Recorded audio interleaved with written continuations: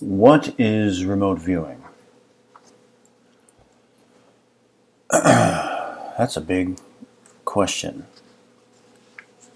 And there are some remote viewers out there, some real ones. And then there's a lot of remote viewing enthusiasts.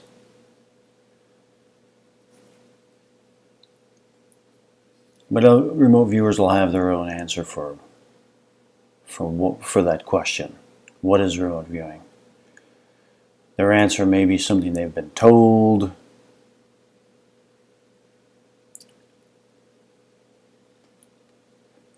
If you ask the question, you're pretty likely to get an answer that is, yeah, that's what they've been told. What is remote viewing? It's this and this and this and that. But that question, the answers never satisfy me. Asking it, what is it? Always unsatisfactory answers. So many years ago, reading about these painters, these artists, during a style of painting called abstract expressionism. Jackson Pollock was one of the main guys, Mark Rothko, Willem de Kooning, and others as well. But I was reading about Jackson Pollock, and I love his stuff. And he was interviewed about his style. And he said that he was inspired by the new information coming out from the work of Sigmund Freud, and that it's coming from the subconscious, and the idea of the subconscious, that everyone has a subconscious, and that was so inspiring to him that art is coming from the subconscious, and that these designs, these abstract, what they termed abstract expressionist painting, was an expression of the subconscious. It was basically opening it up, pouring it out. And that's what it looked like. Yeah. And that's what he was doing. And I just related to that so much. Because that's, to me, what remote viewing is. So, inspired by this, I loved both of these words. Really liked both of these words. But I wanted to put it into something that was more personal to me. So I didn't want to get rid of any of these words.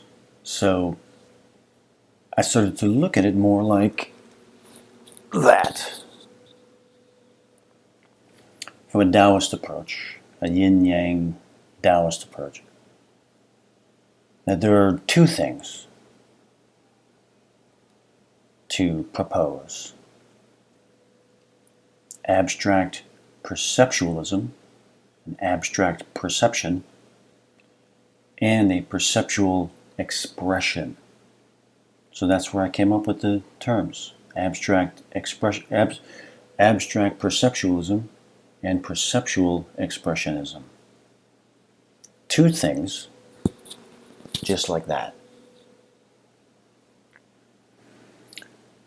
And in a remote viewing experience, you have an abstract expression state, or an abstract perceptual state, where there is abstract perception. It's a state. It's a state. I'd say in my brain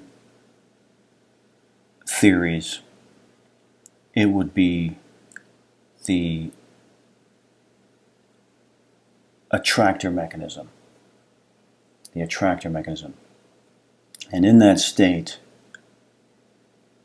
the abstract perceptual state, there's no questions. It's not a questioning or an active state. It is a perceptive, open state. And then you have perceptual expressionism. That is an active state of questioning that abstract perception, questioning it, allowing the curiosity to be stimulated, to then begin questioning that abstract perception.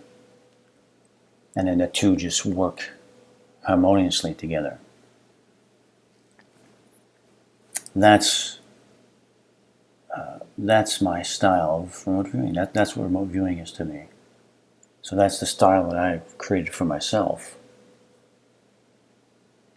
Abstract perceptualism and perceptual expressionism. The expression is the action.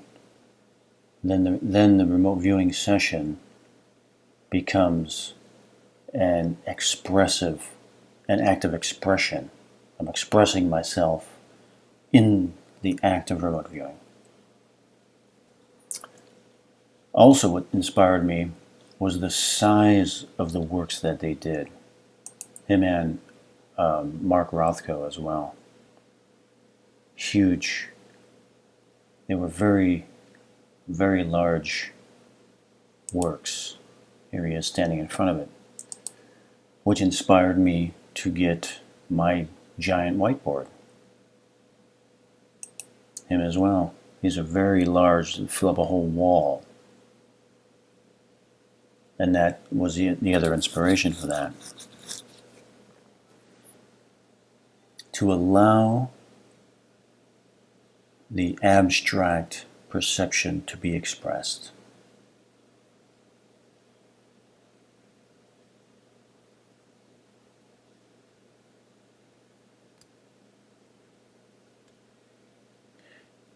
To experience and comprehend greater. That's what remote viewing is to me.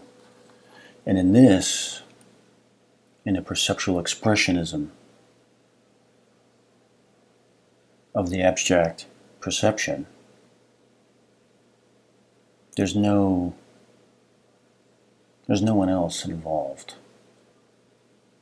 It is a selfish act. There's no competition. There's no my drawing is better than your drawing or any of that stuff. You know, none of that stuff matters. Even the target. I've said this so many times. People, it's hard concept to understand. But in this, the target doesn't matter. No one else matters. How people are going to react to the session results, they don't matter at all. At all. The only thing that matters is to express it. And I know when I've achieved it, I feel relieved, expressed. And that is the only thing that matters. You know. Those are some notions of, that's my style. You know. How do you teach that? You know what I mean? It's personal. It's a personal thing. the state of no questioning and the state of questioning. They are one in the same. They exist within the same sphere. I have a lot more to say about this, but I will just put this out there now, and I will be putting more of this out. So much more to come.